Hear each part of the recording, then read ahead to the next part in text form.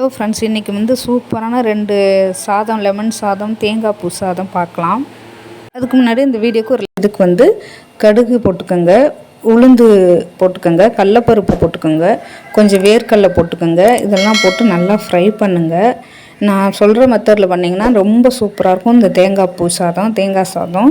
இது ரொம்ப டேஸ்டியாக வரணும்னா நான் சொல்கிற ட்ரிக்ஸை ஃபாலோ பண்ணுங்கள். இது கொஞ்சம் காஞ்ச மிளகாவும் கருவேப்பிலையும் போட்டு நல்லா வதக்குங்க. அதாவது அந்த சிகப்பு கலர், கடலப்பருப்பு சிகப்பு கலரில் இருக்கணும்.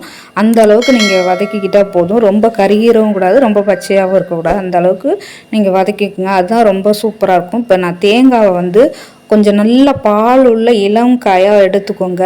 ரொம்ப முத்தின காயாக எடுத்திங்கன்னா டேஸ்ட்டு நல்லா இருக்காது. இளங்காயாக எடுத்து நல்லா திருகி இதோடு சேர்த்து நல்லா வதக்கிடுங்க. சாதத்தை நல்லா வடிச்சிட்டு பொலன்னு இதோடு சேர்த்து போட்டு கொஞ்சோண்டு உப்பு போட்டு கலந்து வச்சுருங்க. இந்த சாதத்தை நீங்கள் செய்யும்போது சூப்பராக இருக்கும், ரொம்ப டேஸ்ட்டாகவும் இருக்கும். லெமன் சாதத்தை இந்த மாதிரி செஞ்சு பாருங்கள், சூப்பராக இருக்கும். இதுக்கு எண்ணெய் ஊற்றிட்டு கடுகு, உளுத்தம்பருப்பு, கடலைப்பருப்பு, வேர்க்கடலை போட்டுக்கோங்க.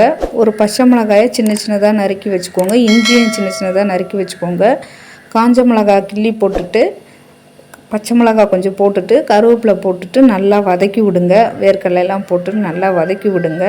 இதை வந்து நம்ம என்ன பண்ணோன்னா, எப்போவுமே வந்து சில பேர் வந்து லெமன் புளிஞ்சு வச்சு அதில் வந்து தண்ணி ஊற்றிடுவாங்க, இல்லைன்னா லெமனை ஊற்றி கொதிக்க விட்டுருவாங்க.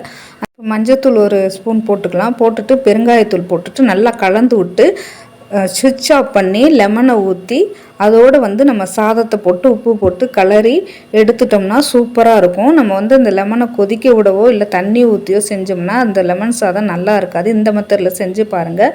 இந்த வீடியோ பிடிச்சிருந்தால் லைக் பண்ணுங்கள், ஷேர் பண்ணுங்கள், சப்ஸ்கிரைப் பண்ணுங்கள்.